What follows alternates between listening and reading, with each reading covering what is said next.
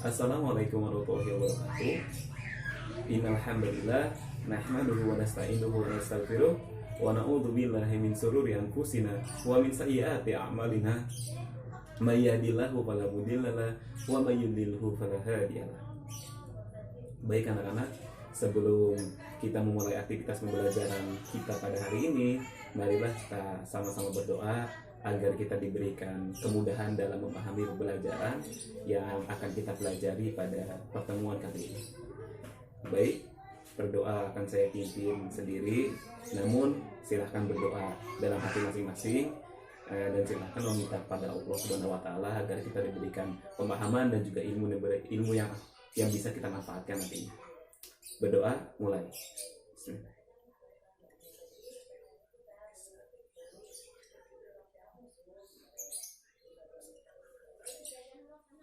Selesai. Baik, sebelum kita memulai pembelajaran, silahkan rapihkan hal-hal yang sekiranya mengganggu atau tidak dibutuhkan dalam kegiatan dan juga proses belajar mengajar yang mungkin masih ada di atas meja belajar kita, agar nantinya pembelajaran dan juga kegiatan belajar mengajar kita dapat berjalan dengan fokus, menyenangkan, dan juga berjalan dengan baik. Silahkan ya. Kalau sudah, saya akan membacakan absen terlebih dahulu.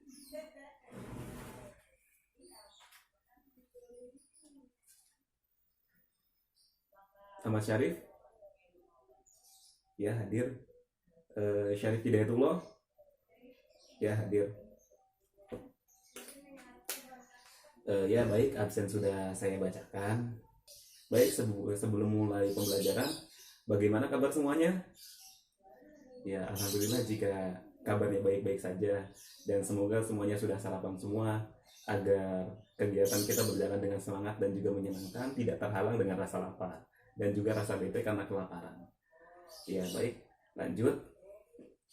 Sebelum kita mulai pembelajaran atau materi pembelajaran kita pada pertemuan kali ini, mari kita review pembelajaran kita pada pertemuan sebelumnya.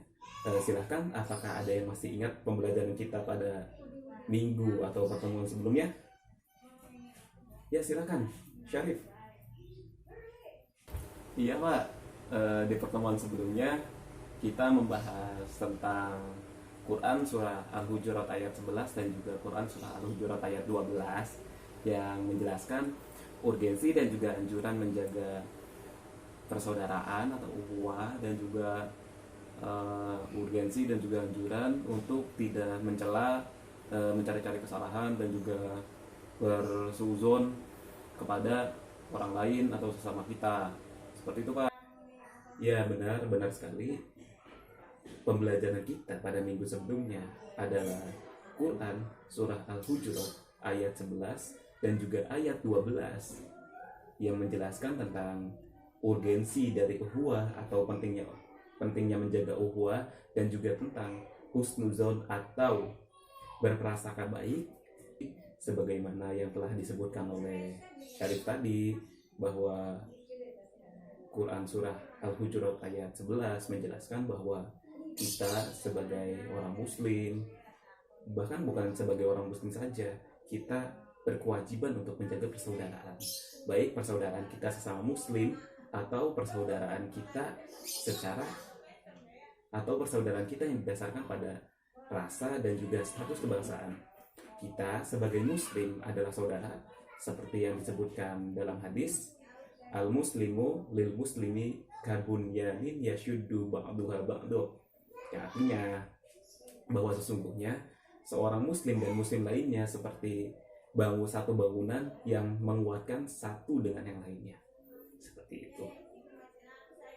Ya, lalu pada ayat selanjutnya disebutkan bahwa kita tidak boleh mencari-cari kesalahan orang lain dan juga berburuk sangka, apalagi mengolok-olok orang lain, karena pada dasarnya hal-hal tersebut, mengolok-olok lalu bersuuzon pada orang lain dan juga menggunjing orang lain, seakan-akan kita memakan daging dari saudara kita sendiri. Tentulah itu suatu hal yang sangat menjijikan. Seperti itulah orang-orang yang mungkin menggunjing atau berburuk sangka pada saudaranya. Seperti itu. Baik, mari kita bahas materi kita pada pertemuan kali ini. Seperti yang telah disebutkan pada pertemuan sebelumnya, pada pertemuan kali ini kita akan membahas tentang Quran Surah Al-Isra ayat 23 sampai 24 yang menjelaskan tentang apa? Ya, benar sekali. Yang menjelaskan tentang urgensi dan juga keutamaan serta anjuran untuk menghormati dan juga mengagungkan orang tua.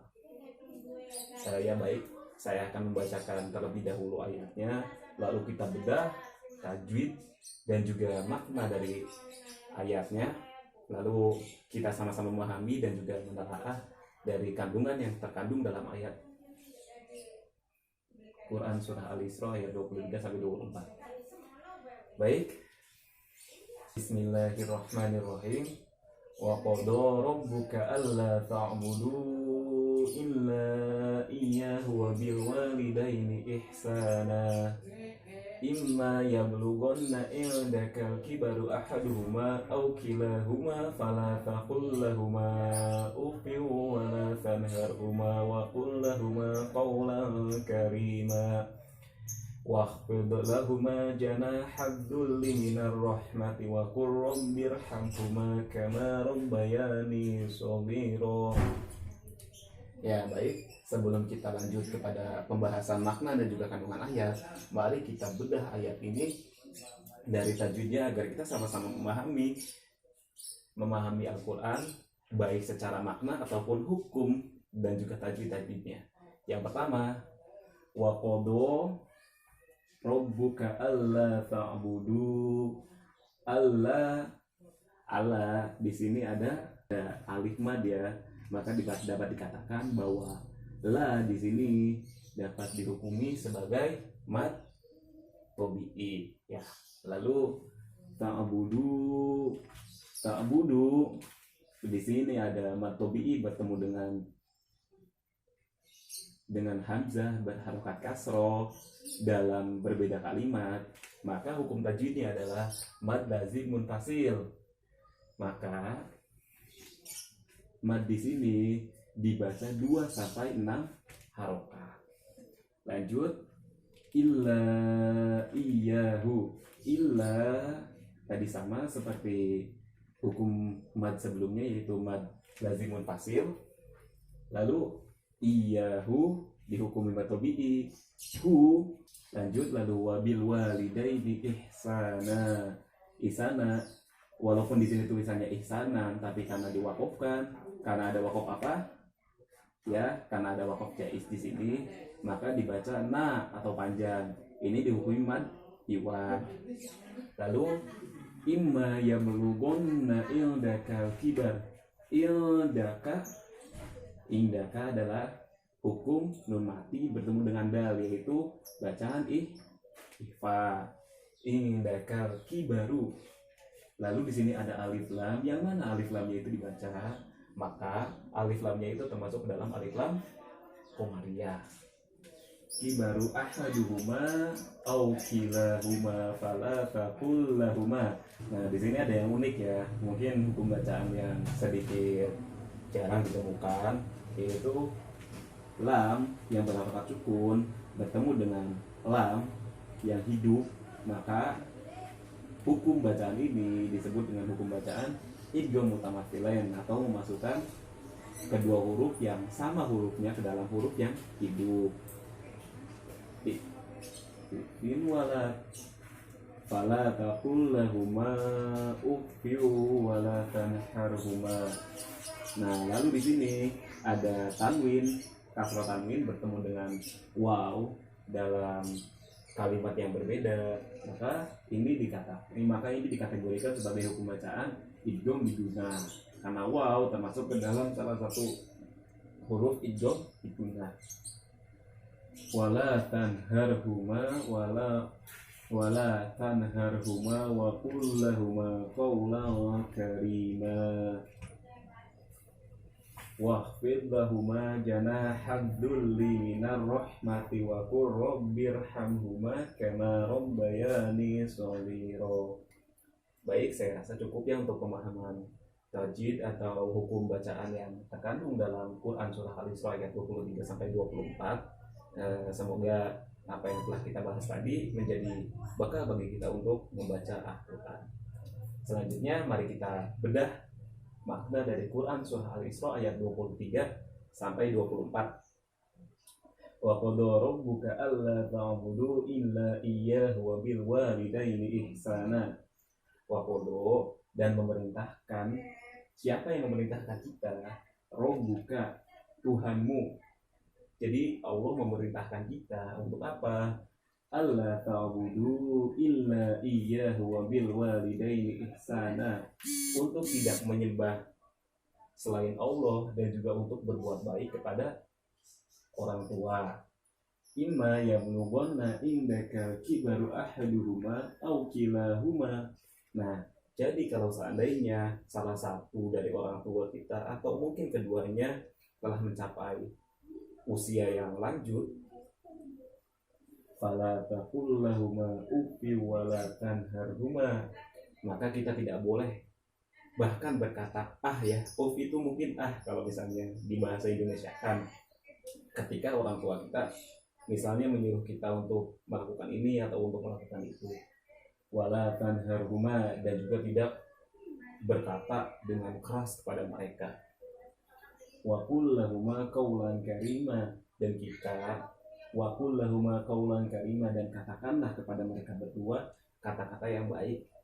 Maka secara tidak langsung seperti kaidah usul, jadi bahwa sebenarnya ketika ada perintah untuk melakukan hal ini, maka secara tidak langsung perintah tersebut merupakan larangan dari hal yang sebaliknya. Jadi ketika kita diperintahkan untuk berkata baik kepada orang tua, secara tidak langsung ini melarang kita untuk mengatakan hal yang buruk kepada orang tua. Itu.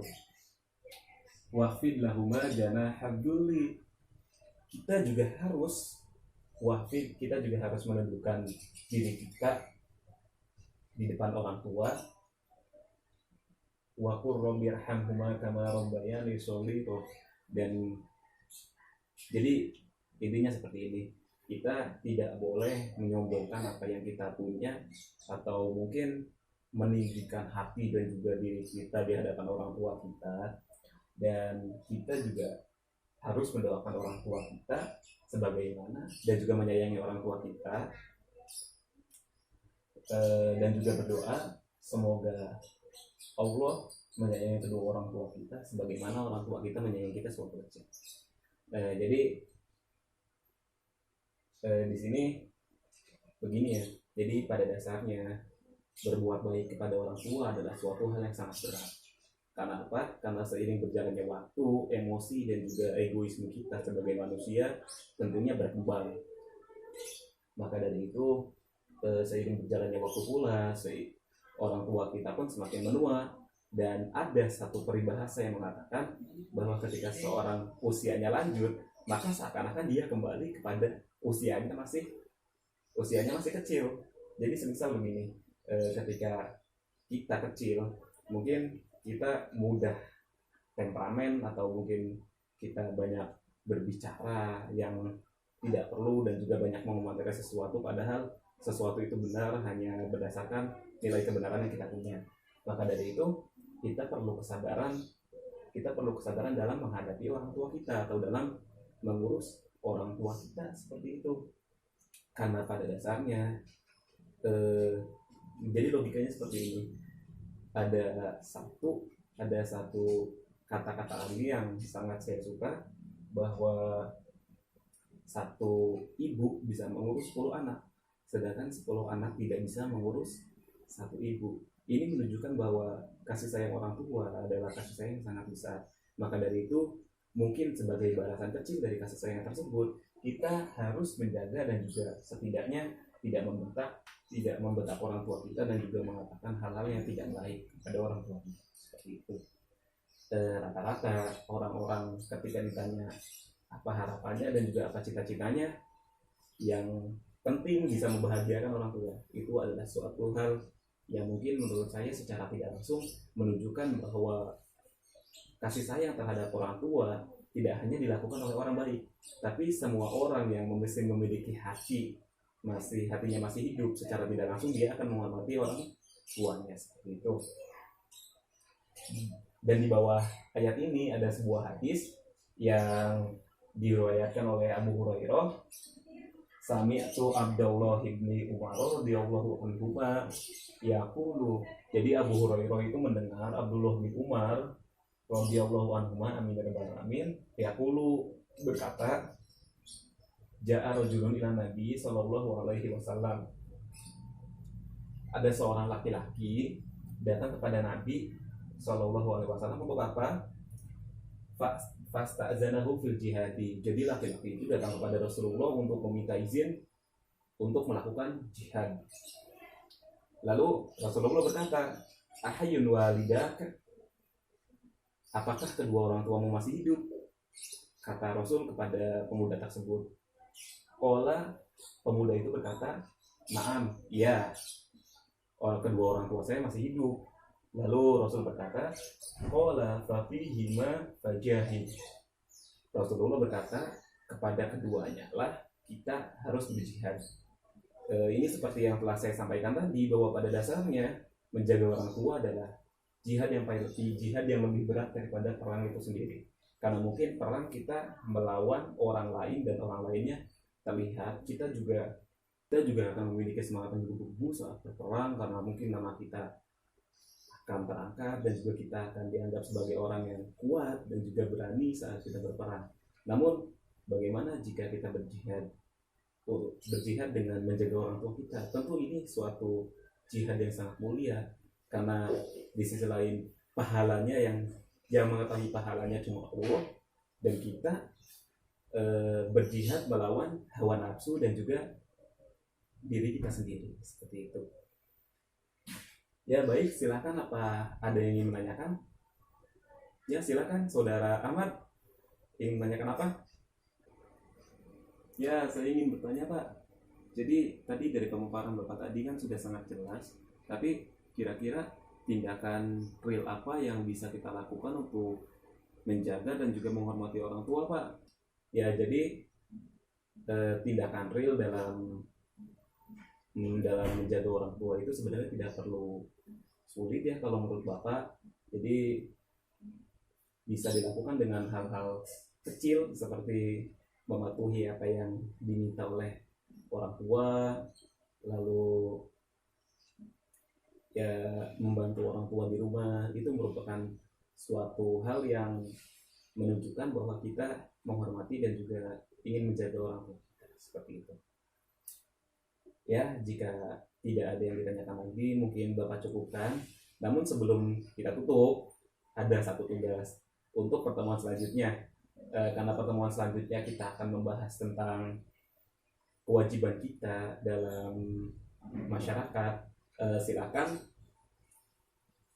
Silakan untuk meneliti dan juga mencari ayat-ayat yang terkait dengan topik itu, lalu tuliskan di dalam buku dan dihafalkan. Nanti dalam pertemuan selanjutnya maju satu-satu Bapak tunjuk secara safal, dan yang tidak bisa berdiri dan yang bisa akan mensyafati orang-orang yang tidak bisa, seperti itu.